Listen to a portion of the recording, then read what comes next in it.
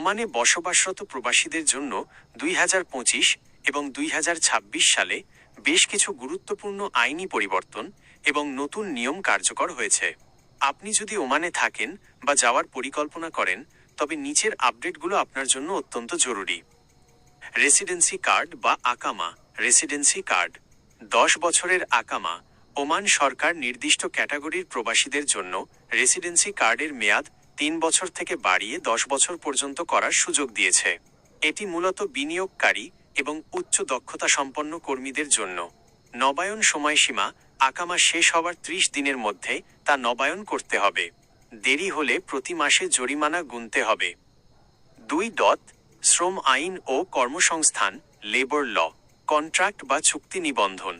নতুন নিয়ম অনুযায়ী ওয়ার্ক পারমিট নবায়নের 30 দিনের মধ্যে যদি নিয়োগকর্তা আপনার কর্মসংস্থান চুক্তি কন্ট্রাক্ট অনলাইনে রেজিস্টার না করেন, তবে আপনি চাইলে অন্য নিয়োগকর্তার কাছে কাজ পরিবর্তন ট্রান্সফার করতে পারবেন।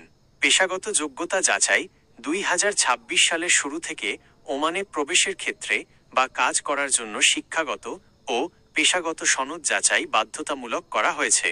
জাল সনদ ব্যবহারের শাস্তি হিসেবে জেল, জরিমানা এবং আজীবনের জন্য বহিষ্কারের ব্ল্যাকলিস্ট বিধান রাখা হয়েছে। ওমানাইজেশন নির্দিষ্ট কিছু পেশা যেমন computer programmer, mechanical technician, electronic engineer ইত্যাদি এখন শুধুমাত্র ওমানি নাগরিকদের জন্য সংরক্ষিত করা হয়েছে। ফলে এসব পদে প্রবাসীরা নতুন করে ভিসা পাবেন না। 3. ভিসা ও ফি সংক্রান্ত পরিবর্তন। ওয়ার্ক পারমিট ফি: ওমানাইজেশনের লক্ষ্যমাত্রা পূরণ করা কোম্পানিগুলোর জন্য পারমিট ফি 30% কমানো হয়েছে। অন্যদিকে যারা এই লক্ষ্যমাত্রা পূরণ করবে না, তাদের ফি দ্বিগুণ করা হয়েছে। জরিমানা কাঠামো: ওয়ার্ক পারমিট নবায়নে দেরি করলে প্রতি মাসে 10 ওমানি রিয়াল জরিমানা করা হবে, সর্বোচ্চ 500 রিয়াল পর্যন্ত। 4.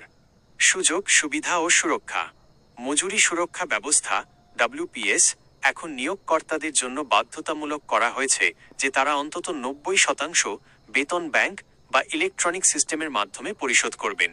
এতে প্রবাসীদের বেতন পাওয়ার নিরাপত্তা নিশ্চিত হয়েছে। ছুটি: ওমানের নতুন শ্রম আইনে বার্ষিক 30 দিনের ছুটি এবং অসুস্থতাজনিত ছুটির সিক লিভ ক্ষেত্রে সুযোগ সুবিধা আরও বাড়ানো হয়েছে। বিশেষ দ্রষ্টব্য: বাংলাদেশিদের জন্য ওমানের ভিসা সংক্রান্ত কিছু কড়াকড়ি গত বছর ছিল, তবে বর্তমানে নির্দিষ্ট কিছু ক্যাটাগরিতে যেমন family visa, doctor, engineer visa চালু রয়েছে।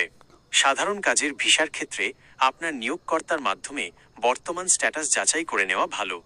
আপনি কি বিশেষ কোনো ক্যাটাগরির যেমন আকামা নবায়ন বা ভিসা ট্রান্সফার নিয়ম সম্পর্কে আরও বিস্তারিত জানতে চান?